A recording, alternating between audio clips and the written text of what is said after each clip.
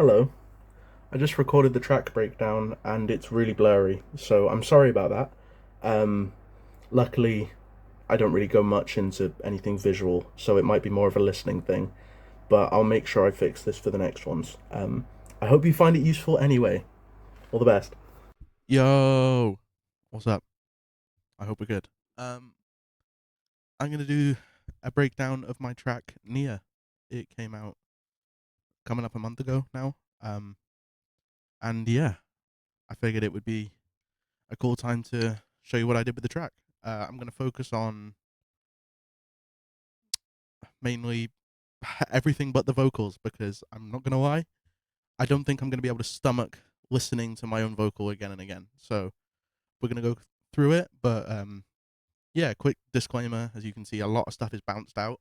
I can remember the kind of process of how I did things though, so I can talk through a lot of things. You might just not have the same visual representation. So I guess we'll start with the drums.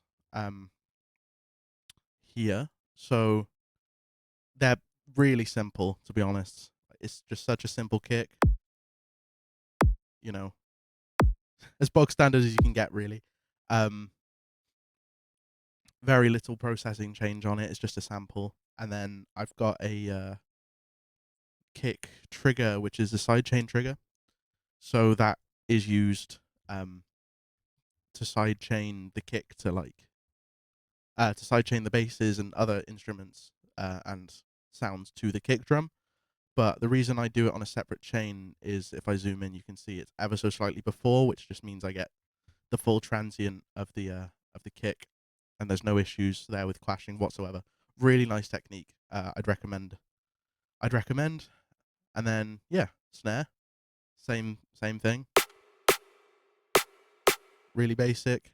Um, Not much processing, but as I say, I may well have bounced it out, so I can't. I don't really know.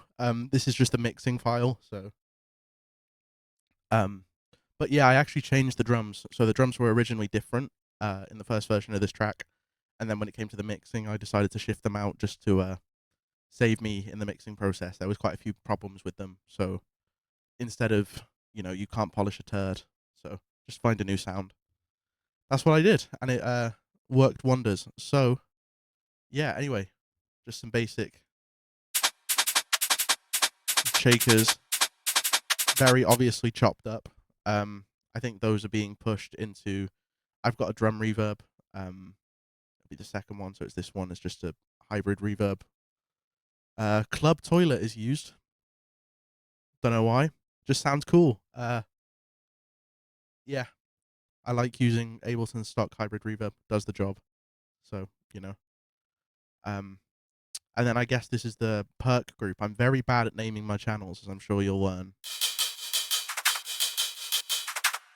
Okay. Okay, so this is like shakers and stuff.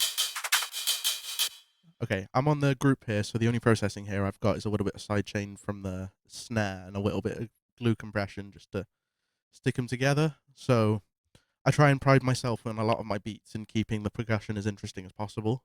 Um, with drum and bass especially, it can be the sort of thing where you just make a little bit of a beat, you copy it over the entire thing, but that can get a little bit stale and repetitive. So especially here, you can see the second half. These four bars here, the first two are like the call of the drop, and then the second two are the response. So I try and emulate that and enhance the response by adding these shakers in the second half. Um, and then yeah, we've got yeah, this little trash break, um, which I think was just made from mauling a break. Sometimes what I'll do, it's a really nice technique actually. If you want nice like percussion details and little, you know, details in your drum layers, is just record some drums um, from another track. So you say you have a break track, um, you send that output into another track, start recording, and on your initial drum track, just add like distortions and delays and mess with them, and then you can chop through and find some really nice samples. And I found this one, which I used a couple times over the track just to as a nice little transitional sound. And then down here we've got the frogs. So it's not all frogs actually. This top one is frogs. It's a little the little wooden frogs that you can hit and they make a little like croaky sound. That's what that is. Adds some really nice detail. And then this second half one is actually me. It's me hitting my tongue on the bottom of my mouth. It's a beatboxing sound. I have a background in beatboxing. It's called a hollow clop. And yeah, it works really well. So together. And initially these were just added as percussion layers, but they kind of ended up really enhancing the drop. So yeah. Anyway, other than that, there's just like basic build-up drums, the kick roll, the break. It's basic stuff. Like really basic. So I think here, I think there's a bandpass filter somewhere on this, or I filtered it somewhere to just open up slightly. And then this one, parallel chain with a delay on it, which is slowly getting louder. As you can hear, it kind of feel like it gives me a little bit more control than just like opening up a low pass filter, and a little bit more like stereo information, so it builds up that excitement, but obviously done in a way where it doesn't sound really loud before the drop to make the drop then sound less wide. Did I say really loud before that? I don't even know. We're doing one take because why not? Anyway, okay, on to the actual meat and potatoes of it all. I guess we should start with the drop. That's probably the most interesting part. Quite a couple layers here, as you can see. So this is the drop.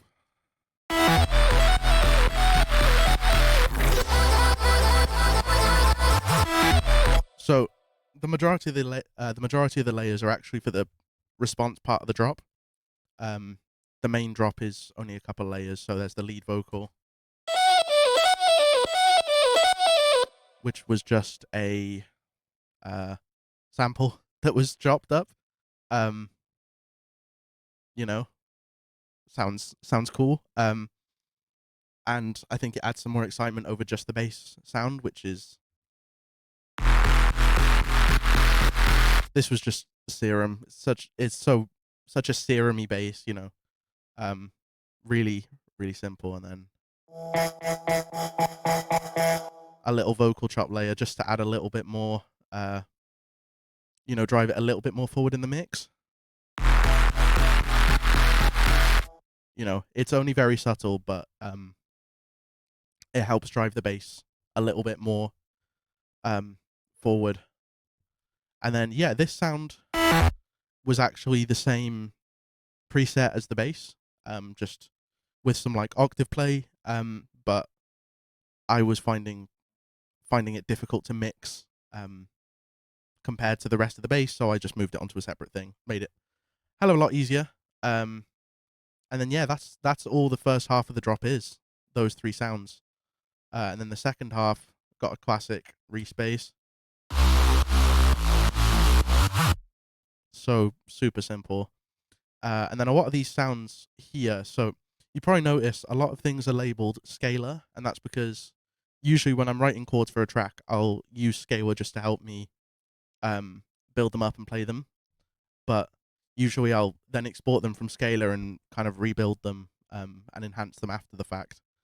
But these are all, when you see that, it usually means it's a chord sound, and I mean these few, if I play them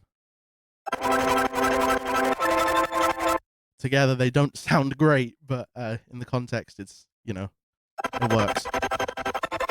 So I think the majority of these are from a plugin called Sky Keys, which is like a sample library. Really nice. Would really recommend it. Really, really useful.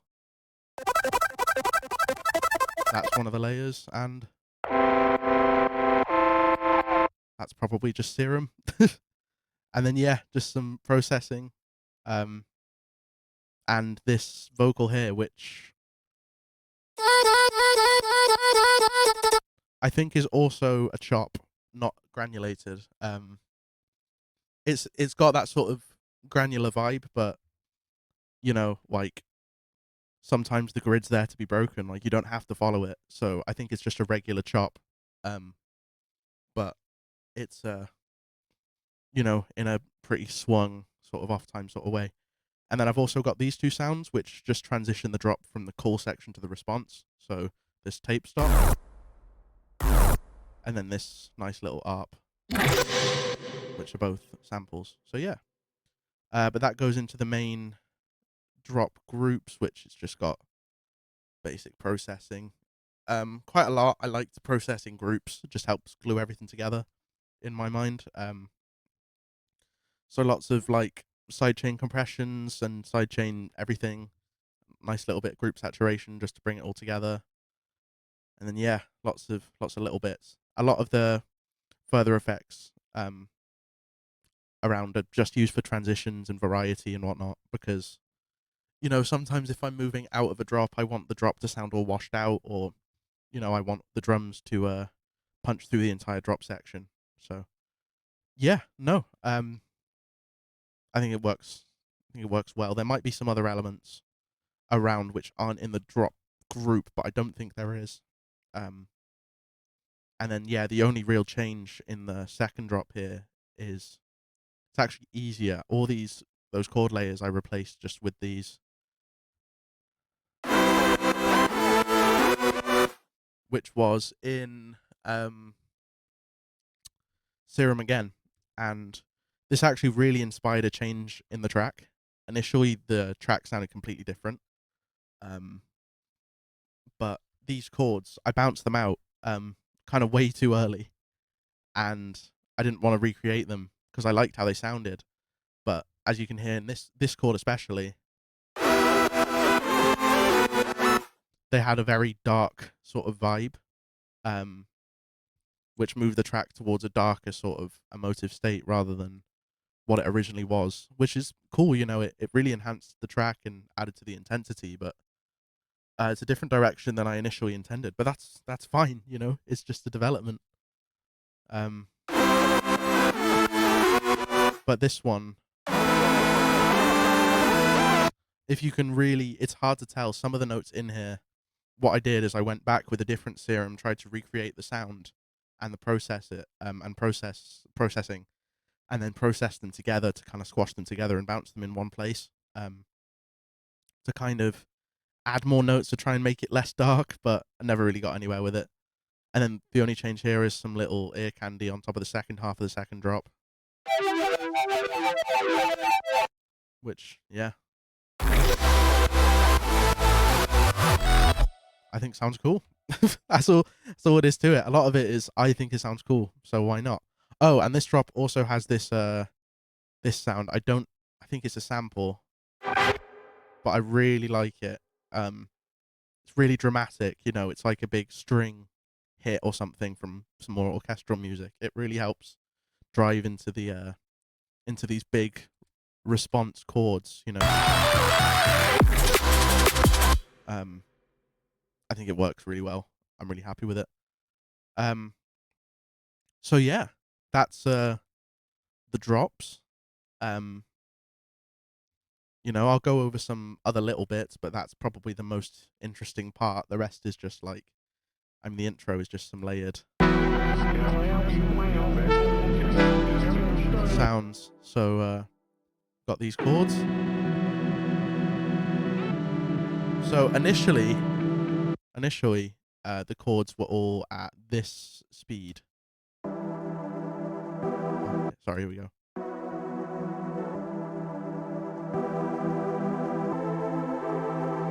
Like one chord per bar. But I wanted the intro to seem a bit slower and more movement, so I warped them out. But I warped it a couple times just to add some nice details and glitches throughout. So you hear those little like slices. That's what that is. And then very simple bass.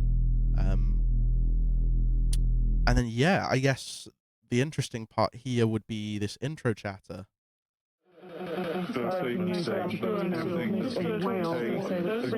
So yeah, really simple actually. Really effective technique. I think I'm really happy with it, and it really adds to the sort of drama of it. And the way it was basically done is you just find I just found a news story, and if you really listen, you can probably identify what it was. But I would be very impressed if anyone can find out what it was. I would be very, very impressed. Um, yeah, and you just take it in, you chop different parts, put one in the left, one in the right, chop them up, and then I added some bit crusher on top of it. So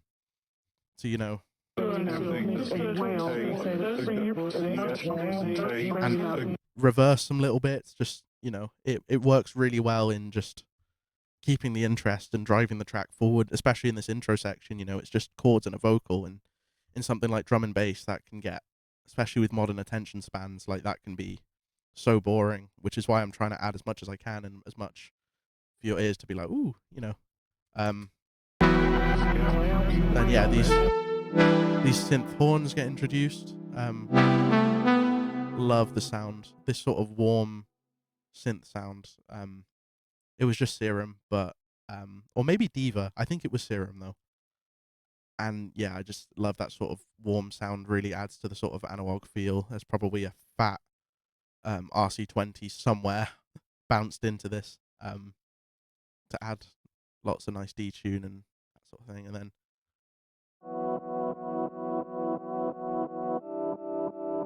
really, almost uncanny sound. Just really trying to paint the picture of the atmosphere before we get into,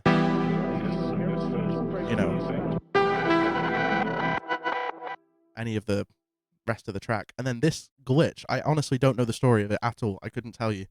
But I found it and I kept it. Simply put. I thought it sounded cool. But yeah, and then we've got the build-up section over here, which is very, very similar to the intro, and it's like a fusion of the intro and the drop, trying to build up the energy.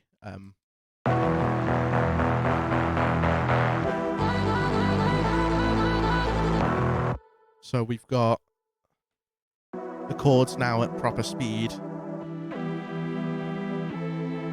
and we've got this piano introduced as well. Very crispy piano sound.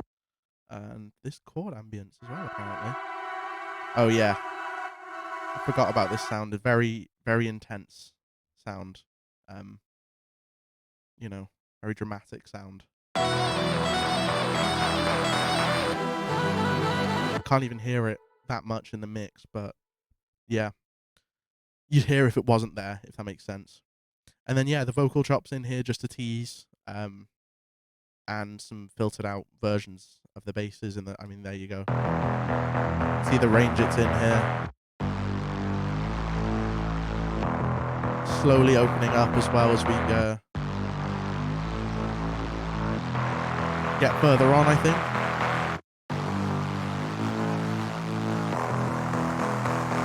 There you go.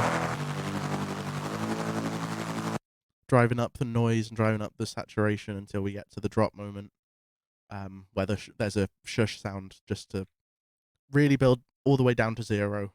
And there's some other stuff buried in here to really enhance the drop, like taking away. This might even have it. I couldn't tell you if I used it here, but sometimes things like removing some of the width before a drop, and removing the lows, this sort of classic thing, helps the drop punch through as much as it can. So yeah, that's basically the track. There is this bridge section as well with these chords, but it's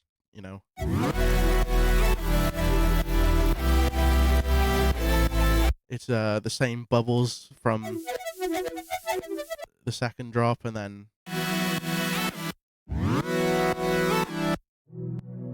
just some stacked chords and a fat bass.